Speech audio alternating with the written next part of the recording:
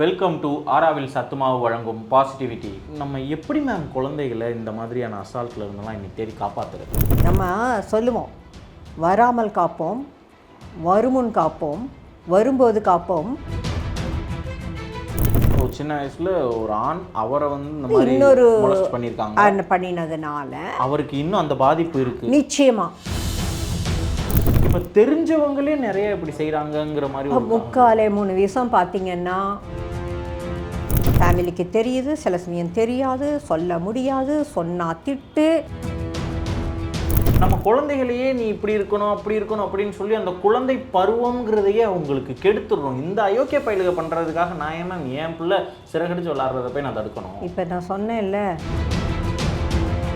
இப்போ sex education மட்டும் இல்லை, செக்ஷுவாலிட்டியும் ஃபேமிலி லைஃப் எஜுகேஷனையும் பற்றி அடலசன்ஸுக்கு சொல்லிக் கொடுக்குற நிலைமைக்கு வந்துட்டோம். இன்ஸ்டன்சஸில் பையன்கள் அவங்களோட நியூடு வீடியோவையோ ஹாஃப் நியூடு வீடியோவையோ அனுப்பிச்சிட்டு, இது எப்படி மேம் இன்னைக்கு தேதிக்கு இந்த கேங் ரேப்புன்னு சொல்லப்படுறது வேற ரொம்ப அதிகமாக இருக்குது. நான் ஒரு பொண்ணை காதலிக்கிறேன், அந்த பொண்ணை நான் கூட்டிகிட்டு போய் அப்போ அது காதலா? 4 பேர் வா, அவன் வந்து ஒரு பிள்ளையை அடைச்சி வச்சு கொடுமைப்படுத்துவான், மொலஸ்ட் பண்ணுவான். அப்போ இது ட்ரக்ஸு ஒரு ரீசன், ஓகே. அந்த தெளிவாக இருக்கிறவனும் செய்கிறான்ல, நான் ஒத்துக்கிறேன். இப்போ ஏதாவது ஒரு கடுமையான தண்டனை இதுக்கு வழங்கப்பட்டுச்சு அப்படின்னா இது குறைய வாய்ப்பு இருக்கா? இவனால் இன்னும் செக்ஷுவல் ரிலேஷன்ஷிப்பே வச்சுக்க கூடாதுங்கிற ஒரு லெவல் வந்துச்சுன்னு வச்சுக்கோங்க. இந்த பொண்ணு சூசைட் பண்ணிக்கலாம், இல்லை மர்டரில் முடியலாம். நீங்கள் பார்க்குறீங்க, மர்டர் கம் அவன் சூசைட் பண்ணிக்கலாம், எத்தனையோ இருக்குது. லைஃபே போயிடுச்சே சார். அங்கே தான் உங்கள் ரெசிலியன்ஸ். நம்ம அங்கே என்ன சொல்லித்தரோம், இதோட உன் வாழ்க்கை முடிஞ்சு போல, இதை நீ மறக்க போகிறதில்ல. It's an accident. நான் என் லைஃப்லேருந்து ஒரு எக்ஸாம்பிள் சொல்கிறேன் உங்களுக்கு.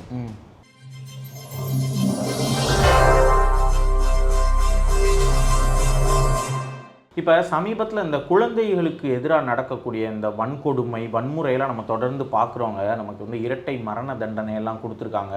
தொடர்ந்து குழந்தைகளுக்கு எதிராக பாலியல் கொடுமை வந்து இன்னும் கட்டவிழ்த்து விட்ட மாதிரி என்னென்னமோ நடந்துக்கிட்டு இருக்கு. இப்போ இதுக்கு என்ன நம்ம சொல்யூஷன், நம்ம என்ன செய்யலாம், இதை எப்படி நம்ம அணுகணும், நம்ம வீட்டு பிள்ளைங்களுக்கு நம்ம என்ன சொல்லி கொடுக்கணும்? இப்போ நம்ம குட் டச் பேட் டச் அதெல்லாம் நம்ம சொல்லியிருப்போம். அதை தாண்டிய சில விஷயங்கள்லாம் நம்ம என்ன சொல்லணும்? இது இன்னைக்கு நேற்று மட்டும்தான் இருக்கா, முன்னாடியிலேருந்தே இருக்கா அப்படிங்கிறத பற்றியெல்லாம் நம்ம கொஞ்சம் ஒரு டிஸ்கஸ் பண்ணணும். பீப்புளுக்கு ஒரு அவேர்னஸை ஏற்படுத்தணும். ரொம்ப ஜென்யூனாக ஃப்ரம் த ஹார்ட்டில் சொல்லணும்னு எனக்கு ஒரு ஆசை. அதனால தான் ஒரு 50 வருஷமாக சைக்காலஜி துறையில் இருக்கக்கூடிய ஒரு சைக்கியாட்ரிஸ்ட் மருத்துவர், அவங்க வந்து அனுபவம் ஊர்னவங்க, ஒரு ஆஃப் கேமராவில் அதுக்கு முன்னாடி பேசிகிட்டு இருக்கும்போது அவங்க சொன்ன விஷயம்லாம் ஒரு மாதிரி கொலை நடுங்க வச்சிருச்சு. என்ன இப்படியெல்லாம் சொல்கிறீங்க மேம் அப்படின்னு. அவ்வளோ விஷயங்களை பார்த்தவங்க சென்னையில் இருக்கக்கூடிய சைக்கியாட்ரிஸ்ட் மேடம் ஜெயந்தினி நம்ம கூட இருக்காங்க. அவங்கள நம்ம ஷோக்கு வெல்கம் பண்ணி இன்றைக்கி நம்மளுடைய பிள்ளைங்களுக்கு என்ன நம்ம சொல்லிக் கொடுக்கணும், இந்த மாதிரி செய்கிறாங்கல்ல இந்த அயோக்கிய ராஸ்கல்ஸ், இவங்களையெல்லாம் நம்ம என்ன பண்ணுறது என்ன ஏதுன்னு ஒரு டீட்டெயில்டான ஒரு முக்கியமான தேவையான ஒரு கான்வர்சேஷன் நம்ம வச்சுக்க போகிறோங்க. மேம் வணக்கம். வணக்கங்க மேம். இப்போ முதல்ல என்னுடைய கேள்வியே இதுதான், நம்ம எப்படி மேம் குழந்தைகளை இந்த மாதிரியான அசால்ட்டில் இருந்தெல்லாம் இன்னைக்கு தேடி காப்பாற்றுறது? சார், நான் உங்ககிட்ட சொன்னேன், கள்ளன் பெருசா காப்பான் பெருசான்னு. நம்ம தான் கேர்ஃபுல்லாக இருக்க வேண்டியிருக்கோம். இது எல்லாத்தையும் உலகத்தில் அப்படியே அடியோடு அழிச்சிட முடியும், அவங்க எல்லாரையும் மாற்றிட முடியும் அப்படின்லாம் நான் சொல்ல மாட்டேன். இந்த பிரச்சனைகள் ஆண்டாண்டு காலமாக, எவ்வளவோ 100 ஆண்டு காலமாக இருந்துகிட்டு தான் இருக்குது. இப்போ ஜாஸ்தி ஆகுது, கொலை பண்ணுற அளவுக்கு. ஆமாம், இப்போ வெளிச்சத்துக்கு வருது. அதனால் ஒரு அவேர்னஸ் கொடுத்து தான் ஆகணும். நம்ம 3 மாத குழந்தையிலேருந்து 85 வயசு பாட்டி வரைக்கும் யாரும் சேஃப் இல்லை இன்றைக்கி. நம்ம தான் பேப்பரில் பார்க்குறோமே. நம்ம சொல்லுவோம், வராமல் காப்போம், வருமுன் காப்போம், வரும்போது காப்போம், வந்த பின் காப்போம். வந்த பிறகு நம்ம அடிச்சுக்கிட்டு அந்த விக்டிமுக்கு ஹெல்ப் பண்ணுறதோ, விக்டிமோட ஃபேமிலிக்கு ஹெல்ப் பண்ணுறதோ, அதெல்லாம் அப்புறம். வராமலே காப்போம் முடிஞ்ச வரைக்கும், இல்லை வருமுன் காப்போம். இதை தான் நம்ம டிஸ்கஸ் பண்ணி ஆகணும் இன்றைக்கி. இந்த ரேப்பு, கேங் ரேப்பு, மர்டர் இதெல்லாம் தடுக்க முடியுமா? இதெல்லாம் ஓரளவுக்கு நடக்காமல் இருப்பதற்கு நம்ம குழந்தைங்களை எப்படி ப்ரிப்பேர் பண்ணுறோம், விக்டிமையும் எப்படி ப்ரிப்பேர் பண்ணுறோம். விக்டிமைசர் இருக்கான்ல, அவங்களையும் குழந்தையிலேருந்து நம்ம இதெல்லாம் பண்ணக்கூடாதுன்னு சொல்லி கொடுக்கணும்ல சார். வெறும் பெண் குழந்தைகளுக்கும் ஆண் குழந்தைகளுக்கும், ஆண் குழந்தைகளும் விக்டிம்ஸ் இருக்கிறாங்க, வெளியில் வர்றதில்லை ரொம்ப. சின்ன வயசில் சொடமி அந்த மாதிரி அவனை விக்டிமைஸ் பண்ணவர் இன்னமும் அப்பப்போ அதனால் பிரச்சனை வந்து அப்பப்போ வந்து அந்த ஆத்திரமும் ஆங்காரமும் தாங்க முடியாத போது வந்து கன்சல்ட் பண்ணிட்டு போகிறவர் இருக்கிறார். சின்ன வயசுல ஒரு ஆண் அவரை வந்து இந்த மாதிரி இன்னொரு molest பண்ணியிருக்காங்க, பண்ணினதுனால அவருக்கு இன்னும் அந்த பாதிப்பு இருக்கு. நிச்சயமாக அதை யார்கிட்ட போய் சொல்லுவார், எப்படி போய் சொல்லுவார், என்னன்னு சொல்லுவார்? ஆனால் அது உள் மனசில் இருக்கு இல்லையா? நீங்கள் என்ன பண்ணுவீங்க, அந்த யார் தன்னை விக்டிமைஸ் பண்ணாங்களோ அவங்க அந்த நெய்பர்ஹுட்லேயே இருந்து அவங்கள அப்பப்போ பார்க்கும்போது கொலை பண்ணணுங்கிற வெறி கூட வரும். பண்ண முடியாது, ஃபேமிலி இருக்குது. ஸோ இது எவ்வளவோ காலமாக தான் இருக்குது. நான் சொல்கிறது பெண் குழந்தைகள் ஆண் குழந்தைகள் நான் வித்தியாசப்படுத்தலை. யாராக இருந்தாலும் அந்த குழந்தைகளை நம்ம சேஃப்கார்ட் பண்ணுறதுக்கு என்ன பண்ணுறோம், என்ன பண்ணினா ஓரளவுக்கு அந்த குழந்தை வளரும்போதே அந்த விக்டிமைசர்ஸ் இருக்காங்கல்ல, பொதுவாக விக்டிமைசர்ஸ் மென்னாக இருக்கிறாங்க, பொதுவாக தப்பு செய்கிறவங்க. அப்போ இந்த ஆண் குழந்தைகளுக்கும் என்ன சொல்லி அவங்கள காப்பாற்றிக்கிறது ஒரு பக்கம், அவங்க இந்த மாதிரி நடத்தையில் வளர வளர பண்ணாமல் இருக்கணுங்கிறதுக்கும் நம்ம சொல்லிக் கொடுக்கணும். It should be a discussion, அதுதான் it should be a workshop like thing, it should be a skit. இப்போ ஒரு கிளாஸில் 4 பேர் இருக்கோம், அது ஒரு ஸ்கிட் போடுறோம், நான் விக்டிம், என்னை விக்டிம் ஆக்க போகிறீங்க, பாதிக்கப்பட போகிறேன், நீங்கள் வந்து என்னை ஏதோ பண்ண போகிறீங்க. அப்போ அந்த சிச்சுவேஷனை எப்படி ஹேண்டில் பண்ணுவோம், நான் எப்படி ஹேண்டில் பண்ணுவேன், நீங்கள் எப்படி உங்களை கண்ட்ரோல் பண்ணணும், இதனால் வரக்கூடிய பாதிப்புகள் என்ன பின்னால் உங்களுக்கும் வரும் எனக்கும் வரும், இதெல்லாம் புரிஞ்சுக்கணும் இல்லையா? இதெல்லாம் ப்ராக்டிக்கலாகவும் ஓரளவுக்கு இருக்கணும் இல்லையா? இப்போ தெரிஞ்சவங்க தெரியாதவங்க ஏதாவது ஒன்று சொல்கிறாங்கன்னா நம்ம கொடுக்கக்கூடிய அவேர்னஸ், இப்போ இந்த குட் டச் பேட் டச் அப்படின்லாம் நம்ம சொல்கிறோம். இப்போ இதெல்லாம் தெரியாதவங்க உங்ககிட்ட இப்படிலாம் நடந்துக்கிட்டாங்கன்னா நீ நோ சொல்லு அப்படின்னு சொல்கிறோம். இப்போ தெரிஞ்சவங்களே நிறைய இப்படி செய்கிறாங்கங்கிற மாதிரி 3 விஷயம் பார்த்தீங்கன்னா தெரிஞ்சவங்க தான். ஸ்ட்ரேஞ்சர்ஸை குழந்தைகள் கொஞ்சம் அவாய்ட் பண்ணிட முடியும். யாரோட அப்பப்போ பார்க்குறாங்களோ கான்டாக்டில் இருக்காங்களோ, நீங்கள் வந்து என்னவோ இதெல்லாம் ஃபேமிலிஸில் இல்லைன்னு நினைக்கிறீங்களா? சித்தப்பா, மாமா, அதாவது சித்தியோட ஹஸ்பண்டு சித்தப்பா, கசின்ஸு, எவ்வளோ ஃபேமிலியில் கசின்ஸ் தெரியுமா? அதுக்கப்புறம் ஒன்றுமே நடக்காத மாதிரி அவங்க இருக்காங்க, கல்யாணம் பண்ணிக்கிறாங்க, வீட்டுக்கு வராங்க. ஆனால் இந்த பாதிக்கப்பட்டவங்களுக்கு எப்படி இருக்கும்னு யோசனை பண்ணுங்கள். ஃபேமிலிக்கு தெரியுது, சில சமயம் தெரியாது, சொல்ல முடியாது, சொன்னால் திட்டு, நீ என்ன பண்ணினேன்னு எவங்க பாதித்தாங்களோ அவங்கள வந்து நம்ம கில்ட் ஃபீலிங்கை உருவாக்கிடுறோம், அவங்கள திட்டுறோம், நீ தான் இதுக்கு எந்த விதத்துலையாச்சும் காரணமாக இருந்திருப்பேன்னு சொல்லுவோம், ஒன்றை நீ பாதுகாத்துக்க தெரியாதான்னு சொல்லுவோம் ஒரு பக்கம். இன்னொரு பக்கம் இது வெளியில் சொல்லிடாத, உங்கள் அப்பாவுக்கு தெரிஞ்சால் அது வந்து இந்த அம்மாவோட ஒரு கசின் பையனாக இருக்கலாம், அந்த பையனை வெட்டியே போட்டுருவார், ஏன் வாழ்க்கை பாழாக போயிடும், இல்லை உன் வாழ்க்கை பாழாக போயிடும், வெளியில் தெரிஞ்சதுன்னா அவங்க என்ன பண்ணுவாங்கன்னு தெரியாது, இப்படி த்ரெட்டு இதெல்லாமும் இருக்குது. ஆனால் இப்போ இதெல்லாம் முன்னாடி இருக்குது. இப்போ இன்றைக்கி தேதிக்கு அம்மாக்கள்லாம் குழந்தைங்களுக்கு சொல்லி கொடுக்குறாங்கல்ல மேம், ஏதாவது ஒன்றுனா என்கிட்ட வந்து சொல்லு, யாரையும் இது பண்ண விடக்கூடாது அப்படிங்கிறதெல்லாம். அப்போ நம்ம குழந்தைகளையே நீ இப்படி இருக்கணும் அப்படி இருக்கணும் அப்படின்னு சொல்லி அந்த குழந்தை பருவங்கிறதையே அவங்களுக்கு கெடுத்துடுறோம். இந்த அயோக்கிய பயிலுக பண்ணுறதுக்காக நான் ஏன் மேம் என் பிள்ளை சிறகடிச்சு விளாட்றத போய் நான் தடுக்கணும்? இப்போ நான் சொன்னேன்ல, நம்ம பயமுறுத்தலை, நம்ம ப்ரொடெக்ட் பண்ணிக்க கற்றுக் கொடுக்குறோம். நீ இப்படியெல்லாம் நடந்துரும் அப்படின்னு சொல்லலை, பாப்பா இப்படியெல்லாம் உலகத்தில் நடக்குது இல்லை, நம்ம பார்க்குறோம்ல. இன்றைக்கி என்ன குழந்தைக்கு எது தெரியல, அவங்களுக்கு தெரியாதுன்னு நினைக்காதீங்க. பல விஷயங்கள் தெரியும், கிளியராக தெரியாது, ஆரகுறையாக தெரியும். ஆரகுறை ஞானம்தான் வம்பு. ஒன்று தெரிஞ்சுக்கோ, இல்லை தெரியாமல் இரு. நம்ம வந்து பயமுறுத்தலை. இப்போ செக்ஸ் எஜுகேஷன் மட்டும் இல்லை, செக்ஷுவாலிட்டியும் ஃபேமிலி லைஃப் எஜுகேஷனையும் பற்றி அடலசன்ஸுக்கு சொல்லிக் கொடுக்குற நிலைமைக்கு வந்துட்டோம். Sexuality and family life education. ஆமாம், செக்ஸ் எஜுகேஷனுங்கிறது ஒரு டைடாக்டிக்.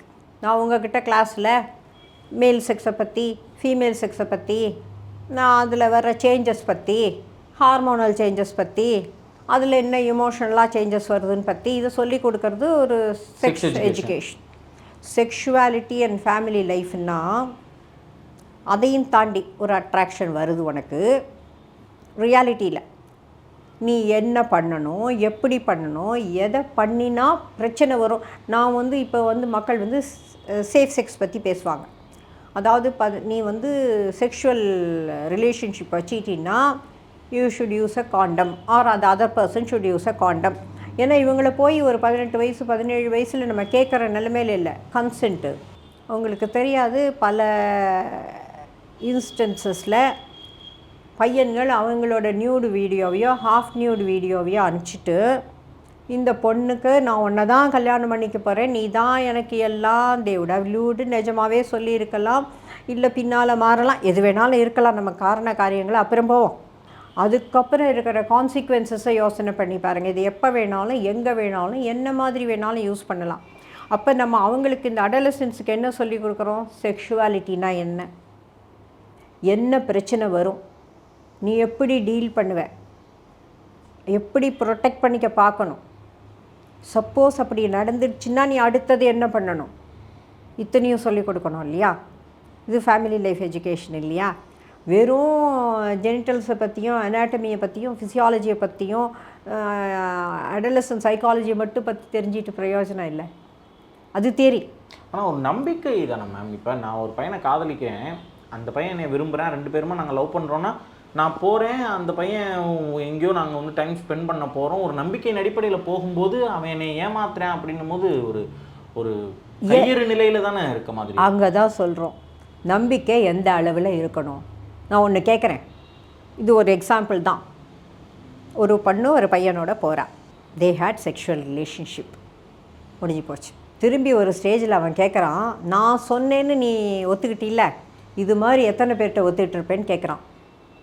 இதெல்லாம் நான் வந்து ஒன்றும் இமேஜின் பண்ணியோ இதாவோ சொல்லலை, ரியல் லைஃப்பில் நடந்தது தான் சொல்கிறேன் எல்லாம். நீ என்ன சொல்லுவேன்? அப்போ அது தப்பு இல்லை மேம், அவனோட சிந்தனை தானே. அவன் சிந்தனை தப்பு, மாட்டிக்கிட்டது யார் சார்? இன்றைக்கி நீங்கள் ஆல் செட் அண்ட் டன் யாருக்கு டேமேஜ் ஜாஸ்தியாக இருக்கும்னு நினைக்கிறீங்க? அந்த பொண்ணுக்கா அந்த பையனுக்கா? பொண்ணுக்கு தான். உலகம் என்ன சொல்லும்? ஆம்பளை பையன் அப்படி தான் இருப்பான், நீ தானே கேர்ஃபுல்லர். நான் வந்து இங்கே ஃபெமினிசம் பற்றியோ இல்லை பொண்ணு வாசி பையன் மட்டும் இல்லை பையன் வாசி பொண்ணு மட்டும் அதெல்லாம் நான் பேசலை, ரியாலிட்டியை பேசுவோம். யார் ப்ரெக்னென்ட் ஆவா? அவள் தானே ப்ரெக்னென்ட் ஆவா, அவன் ப்ரெக்னென்ட் ஆவானா? மாட்டான். யார் மனசுக்குள்ளேயும் பூந்து இவன் இப்படி தான் இருப்பான்னு நாளைக்கு எப்படி சார் சொல்ல முடியும்? இல்லை இவன் இப்படி தான் இருப்பான்னு யார் உலகத்தில் காதலையே வெளியே வச்சிடணுங்கிறீங்க? நான் காதல்ங்கிறது வேற, காமம்ங்கிறது வேற சார். நான் வந்து நீ அவனை லவ் பண்ணாத, அவனோட போகாதேன்னு சொல்கிறதுக்கெல்லாம் எனக்கு ரைட் கிடையாது. பட் ஐ டெல் இந்த பசங்களுக்கு இதெல்லாம் நடக்கலாம், தெரிஞ்சுக்கோ. அதுக்கப்புறம் ஒரு இன்ஃபார்ம்டு டெசிஷன் இது. I have informed you, informed தெரப்பின்னு சொல்லுங்களேன். I have informed you about the consequences. What can go wrong? எல்லாம் நம்பி தான் பண்ணுறோம், நம்பி ஓட்டு போடுறோம், நம்பி வெளியில் போகிறோம், நம்பி வீட்டுக்கு வந்துடுவோன்னு போகிறோம், எல்லாம் நம்பிக்கை தான், நான் தப்பே சொல்லலை. ஆனால் சில விஷயங்களில் அதெல்லாம் பரவாயில்ல, அதை ரெக்டிஃபை பண்ணிக்கலாம். இங்கே வந்து ஒன்று இந்த பொண்ணு சூசைட் பண்ணிக்கலாம், இல்லை மர்டரில் முடியலாம். நீங்கள் பார்க்குறீங்க மர்டர் கம் அவன் சூசைட் பண்ணிக்கலாம், எத்தனையோ இருக்குது. லைஃபே போயிடுச்சே சார். ஆனால் இது நம்ம லைஃப் போயிடுச்சுன்னு நினைக்கணுமா, இல்லாட்டி அவனுடைய புத்தி அப்படி, அவனுடைய சில்லறத்தனமான புத்தி அப்படி, நீ தொலைஞ்சு போட என்ன வேணால் பண்ணிக்க, என் லைஃப் நான் முக்கியம்னு வந்துடுறேன், என் நியூட் ஃபோட்டோ ஒன்று இருக்குது, நீ ஏதாவது வெப்சைட்டில் போடுவியா, போட்டுக்கடா, இப்போ அதனால என்ன, அது உனக்கு தான் அசிங்கம், எனக்கு கிடையாது அப்படின்னு நினச்சி நீங்கள் சொல்லிடுவீங்க.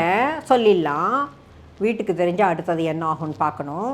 அப்போ அவங்களுக்கும் தெரியணும். நான் தான் சொல்ல வரேன், இது வந்து எல்லா லெவல்லையும். உடனே நான் இது வெளில தெரிஞ்சால் சூசைட் கமிட் பண்ணிக்கிறேன்னு சொல்கிற பேரண்ட்ஸ் இருக்கிறாங்க. எனக்கு மானம் போச்சு, மரியாதை போச்சு இருக்காங்க. அங்கே தான் உங்கள் ரெசிலியன்ஸ். நம்ம அங்கே என்ன சொல்லித்தரோம், இதோட உன் வாழ்க்கை முடிஞ்சு போல, இதை நீ மறக்க போகிறதில்ல, இட்ஸ் அன் ஆக்சிடெண்ட். நான் என் லைஃப்லேருந்து ஒரு எக்ஸாம்பிள் சொல்கிறேன் உங்களுக்கு. 1970 பிகினிங்கில் என்டர்ட் மெடிக்கல் காலேஜ். எங்கள் அப்பா ஒரு லாயர், நாங்கள்லாம் ஊரில் சாதாரண ஒரு ஆர்த்தடாக்ஸ் ஃபேமிலி. கூப்பிட்டு சொல்கிறாங்க, அம்மா ஹாஸ்டலுக்கு போகிறேன், சின்ன வயசு. அப்போ தஞ்சாவூர் மெடிக்கல் காலேஜில் முந்திரி தோப்பெல்லாம் இருக்கும். If something happens without your control, அவர் என்ன சொல்ல வர்றாரு, யாரோ என்னை மொலஸ்ட் பண்ணிட்டா, நான் இல்லை, கண்ட்ரோல். சாக்கடையில் விழுந்துட்டோன்னா செத்து போக மாட்டோமா, தலையில் தண்ணியை ஊற்றி குளிச்சுட்டு வெளில வந்துடுவோம். அந்த தைரியம் உங்ககிட்ட இருக்கணும்னு ஒரு 1970 ஊரில் இருக்கிற ஒரு அப்பா சொல்லி கொடுக்குறாரு. கரெக்ட் தானே, ரொம்ப கரெக்ட். அது மாதிரி நம்ம சொல்லி கொடுக்க ரெடியாக இருக்கணும். அப்போ இது நடந்துடுச்சு. இமீடியட் ரியாக்ஷன் வேறு. லாங் டேர்மில் இதை எப்படி ஃபேஸ் பண்ணணும், it's a long journey for the concerned person. முதல்ல எப்படி இமீடியட்டாக எப்படி இதை ஓவர் கம் பண்ணுவேன், எப்படி இந்த சுச்சுவேஷனை நம்ம ப்ராப்ளத்தை ஃபேஸ் பண்ணுவோம், அதுக்கப்புறம் ரெசிலியன்ஸை நாளைக்கு எப்படி உருவாக்கிப்போம். வெரி ஃபியூ பீப்புள் ஆர் வெளியில் வந்து பேசுகிறாங்க தைரியமாக, எது நடந்தால் என்ன, it has happened to my body, not to my mind or soul, I am pure here. அந்த எண்ணம் வரணும். அதை உலகம் சொசைட்டி ஒத்துக்கணும் சார். நீங்கள் அந்த பொண்ணை மத்தியும் அந்த ஃபேமிலியை மட்டும் பற்றி பேசாதீங்க, நம்மளும் அதில் இன்க்ளூடட். கரெக்ட். இப்போ நான் தான் ஒரு டாக்டராக உட்காந்துருக்கேன்னா, am I there to judge her?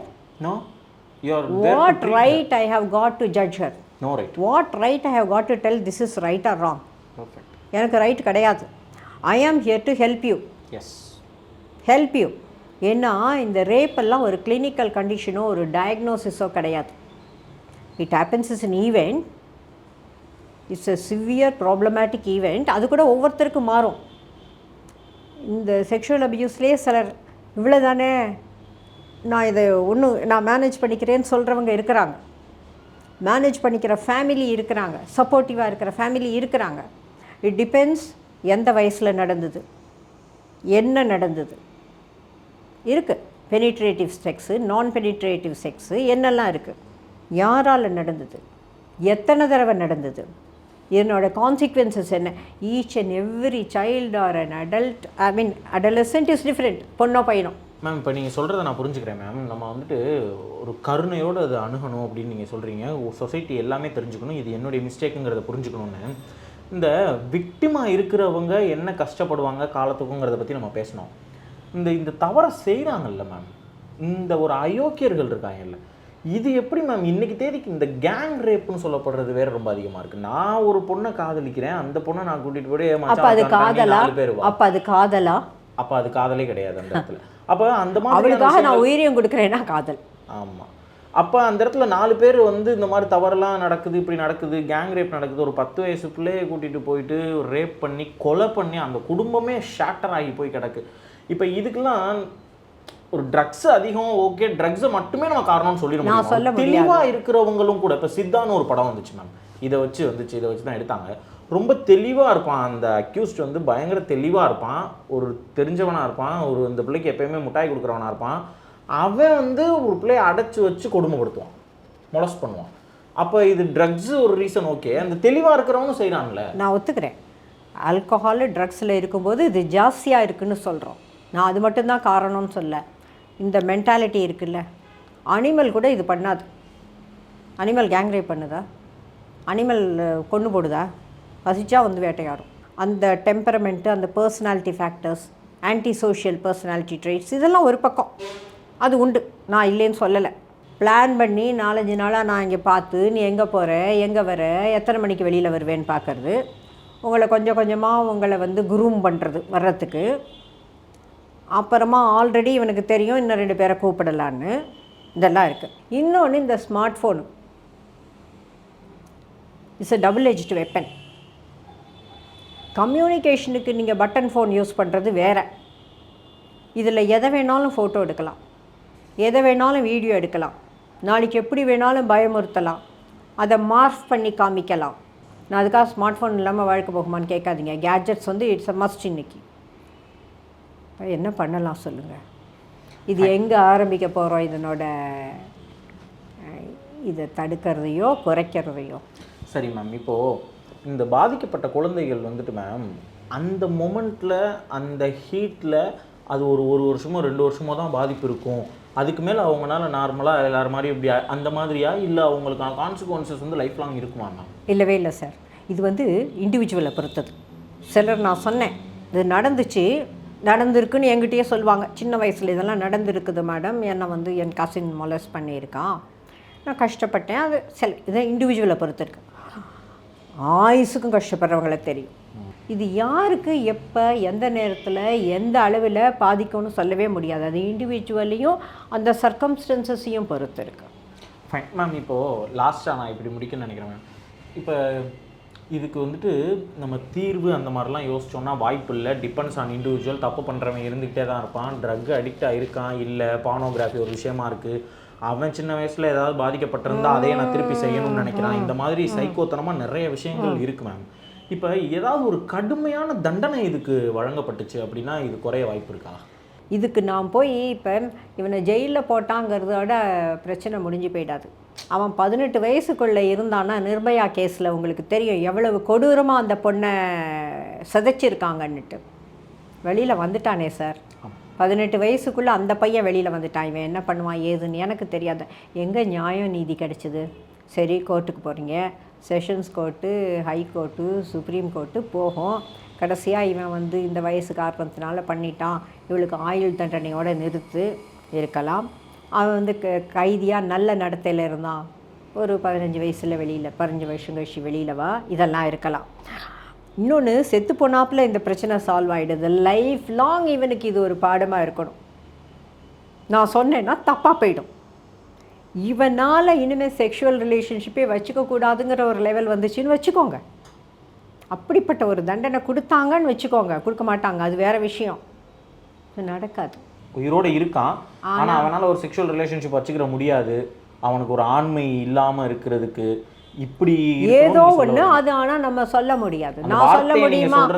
நான் சொல்ல முடியாது. Politically it's not right. கொடுக்கப்படுகிற தண்டனை மற்றவர்களுக்கு ஒரு முன்மாதிரியாக இருக்க வேண்டும். என்னால் முடிஞ்சது ப்ரொடெக்ட் பண்ணிக்க பாருங்கள். சின்ன குழந்தைகளுக்கு ஒரு மாதிரி சொல்லிக் கொடுங்க. அடலசன்ட் பாய்ஸ் அண்ட் கேர்ள்ஸுக்கு செக்ஷுவாலிட்டி பற்றி, ப்ரொடெக்ஷன் பற்றி சொல்லிக் கொடுங்க. எப்படி கேர்ஃபுல்லாக இருக்கணும். உனக்கு கொஞ்சமான மனசில் ஒரு இன்ட்யூஷன் இருக்கும், எங்கேயோ தப்பு, லவ் பண்ணுறது தப்புன்னா நான் சொல்லவில்லை. அது வந்து என்னோடய ப்ரெரோகேட்டிவ் கிடையாது. நீ எப்படி ப்ரொடெக்ட் பண்ணிப்ப? சரி, மாட்டிக்கிட்டியா, எப்படி வெளியில் வருவ, எப்படி காப்பாற்றிப்ப, எப்படி இந்த ஜேர்னியை நீ ப்ரொலாங் பண்ணுவ, இதெல்லாம் தான் ஆக்சுவலாக நம்ம இப்போ பேசியிருக்கோமே. இதுதான் முக்கியம்.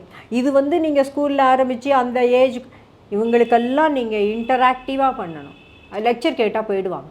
நான் ஒரு ஒரு விஷயத்தால் பாதிக்கப்பட்டேன்னா எங்கள் வீட்டில் போய் அதை சொன்னால் எனக்கு சப்போர்ட் பண்ணுவாங்கங்கிற தைரியத்தை என் குடும்பம் முதல் எனக்கு கொடுக்கணும். ஏதாவது ஒன்று நடந்தால் என்கிட்ட வந்து சொல்லுன்னு சொல்லணும். உங்கள் அப்பா உங்ககிட்ட வந்து ஒரு சாக்கடைக்குள்ள விழுந்து எந்திரிச்சு கழுவிட்டு போகிற மாதிரி தான் அது, அதை வந்து நீ இது பண்ண வேண்டாம் அப்படின்னு சொன்ன மாதிரியான ஒரு தைரியத்தை வந்து என் குடும்பம் எனக்கு கொடுக்கணும். என் குடும்பமே என்னை ஜட்ஜ் பண்ணும், நீ ஏன் இங்கே போனோன்னு கேட்கும், நீ என்னை எப்படி பண்ணன்னு கேட்கணும்னா எனக்கு என்ன தைரியம்? நீ அப்படி ட்ரெஸ் பண்ணிட்டு போன, நீ ஏதாச்சும் பண்ணியிருப்ப, அவனை பார்த்து சிரிச்சிருப்ப, அப்பயே அவன்கிட்ட ஏதோ வந்து பேசினான்னு என்கிட்ட வந்து சொல்லியிருக்கலாம். இல்லை சொன்னால் நீ என்ன பண்ணியிருப்பேங்கிறது வேறு விஷயம். நீ ஏன் நினச்சிக்காதேன்னு கூட சொல்லியிருக்கலாம். சொல்லாமல் இருப்போமா? நான் வந்து எல்லாமே கரெக்டு தப்புன்னு சொல்ல, கொஞ்சம் கேர்ஃபுல்லாக இருந்துக்கோங்கன்னு தான் சொல்கிறேன். அந்த பையன் சாதாரணமாக கூட பழகியிருக்கலாம், இருந்தாலும் நம்ம கொஞ்சம் பார்த்துக்கணும். இல்லை, அவ்வளோதானே சார் பண்ண முடியும். நான் யாரையும் தப்பு ரைட்டு சொல்ல முடியாத நிலைமையில் இல்லை. நம்மளை காப்பாற்றிக்கணுங்கிறது தான் என்னோட மெயின் இது. Thank you ma'am, thank you so much for your time. நம்ம பேசுனதுக்கு ரொம்ப நன்றி. நிறைய பேருக்கு பயனுள்ளதாக இருக்கும் அப்படின்னு நானும் நினைக்கிறேன். Thank you ma'am. எங்கள் ஊர் சிவகங்கைங்க, சின்ன ஊர் தான். இப்போயே அது சின்ன ஊர் தான். அப்போ ஒரு 30 வருஷம் 35 வருஷத்துக்கு முன்னாடி தான் இன்னுமே சின்ன ஊர். எங்கள் தாத்தா, எங்கள் அம்மா, எங்கள் பெரியம்மாவெல்லாம் சின்ன வயசாக இருக்கும்போது அவங்க வாக்கிங் போகும்போது கூட்டிகிட்டு போவாங்களாம். கூட்டிகிட்டு போகும்போது என்னென்னா, இந்த சந்து பொந்து இந்த இடுக்கெல்லாம் இருக்கும்ல, இந்த குறுக்கு வழியில் பஸ் ஸ்டாண்டுக்கு போகிறது, ஒரு குறுக்கு வழியில் கோயிலுக்கு போகிறது, இந்த மாதிரியான தெரு எல்லாத்துக்குள்ளேயும் கூட்டிகிட்டு போய் நம்ம ஊரில் இப்படியெல்லாம் வழி இருக்குது, இந்த மாதிரியான சந்துகள்லாம் இருக்குது, இதெல்லாமும் இங்கே தெரிஞ்சுக்கணும்னு சொல்லிட்டு எல்லா வழியையும் ஆக்சஸ் பண்ணி காட்டுவாங்களாம் எங்கள் தாத்தா. என்னன்னு கேட்டால், நீங்கள் அடுத்து பள்ளிக்கூடம் படிக்கிறதுக்கு இந்த இவ்வளோ தூரம் வரணும், நடந்து தான் வரணும். காலேஜ் போகணும்னா எங்கள் ஊரில் இந்த இடத்துல காலேஜ் இருக்குது, இவ்வளோ தூரம் நீங்கள் நடந்து போகணும்.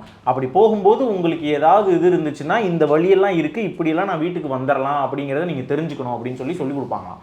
இப்போ அந்த காலத்தில் ரொம்ப இப்போ மேம் வீட்டில் பேசின மாதிரி நம்ம ரொம்ப அது வந்துட்டு ஒரு படித்த குடும்பமாக இருக்கும்போது நிறைய விஷயங்களை பேசிடுவோம். படிக்காத குடும்பமாக இருக்கும்போது அவங்க வந்து ஒரு விஷயத்தை அணுகிறது வேறு மாதிரி இருக்கும். நிறைய விஷயங்கள் இருக்குது. என்ன இருந்தாலுமே ஒரு பொறுப்புணர்ச்சியோட ஒரு குடும்பத்தில் இருக்கிறவங்க என் பிள்ளைக்கு எதுவும் நடந்துடக்கூடாதுங்கிற ஒரு எண்ணத்தில் என்ன சொல்லி கொடுக்கணுமோ அதை கொடுக்கணும். அப்படி நடந்தாலும் அதுக்கப்புறமா எப்படி நம்ம சப்போர்ட்டிவாக இருக்கணும், எப்படி இதை ஹேண்டில் பண்ணணுங்கிறதையும் நம்ம சொல்லிக் கொடுக்கணுங்கிறதான் பாயிண்ட்டு. ஒரு லாங் டேர்மில் பாருங்கள், சொந்த அப்பா மொலஸ்ட் பண்ணியிருக்காங்க. அந்த ஒரு கடுப்பில் ஒரு டீச்சராகியும் மென் மேலேயே, ஆண்கள் வர்க்கத்தின் மேலேயே ஒரு வெறுப்பு ஏற்பட்டு கல்யாணமே ஆகாமல் ஒருத்தவங்க இருந்திருக்காங்க. இப்போ அதெல்லாம் இந்த மாதிரி இவங்கள மாதிரி ஆட்கள்கிட்ட கேட்டால் தான் நமக்கு தெரியும், இல்லைனா தெரிய வராது. ஏன்னா அவங்க தான் நேரில் சந்தித்தவங்க. இப்போ ஆக்சுவலி இந்த பாட்காஸ்ட்டில் பேசுனது ரொம்ப ரொம்ப ரொம்ப ரொம்ப கம்மி. இதுக்கு முன்னாடி நாங்கள் பேசுனது இன்னும் அதிகம். ஆனால் மேம் என்கிட்ட என்ன சொன்னாங்கன்னா, ஒரு சைக்காலஜிஸ்டாக இருக்கேன்னா என்கிட்ட ஒருத்தவங்க 1 to 1 சொல்கிறாங்கன்னா அதை நான் யாருக்கிட்டையுமே சொல்லக்கூடாது, அதனால நிறைய விஷயங்கள் ஆன் கேமரா என்னால் பேச முடியாது பிரகதீஷ் அப்படிங்கிறதையும் சொல்லியிருந்தாங்க. சரி மேம், என்ன பேச முடியுமோ பேசுங்கன்னு சொல்லியிருந்தோம். செக்ஷுவல் அண்ட் ஃபேமிலி சம்மந்தமான அவேர்னஸ் எப்படி கொடுக்கணுங்கிறதையும் சொல்லியிருந்தாங்க. பிள்ளைகளை நம்ம தான் பார்த்துக்கணும். இந்த அயோக்கிய ராஸ்கல்ஸ் இருந்துக்கிட்டே தான் இருப்பாங்க. இவங்களுக்கு என்ன தண்டனையெல்லாம் கொடுக்கலாம், இது எப்படி நம்ம கட்டுப்படுத்தலாம் அப்படின்னு நீங்கள் என்ன நினைக்கிறீங்கிறத சொல்லுங்கள். இந்த பாசிட்டிவிட்டி உங்களுக்கும் பயனுள்ளதாக இருந்திருக்கும் மிக உறுதியாக நம்புகிறேன். இன்னொரு பாசிட்டிவிட்டி நிகழ்ச்சியில் உங்கள் அனைவரையும் சந்திக்கிறேன். நன்றி.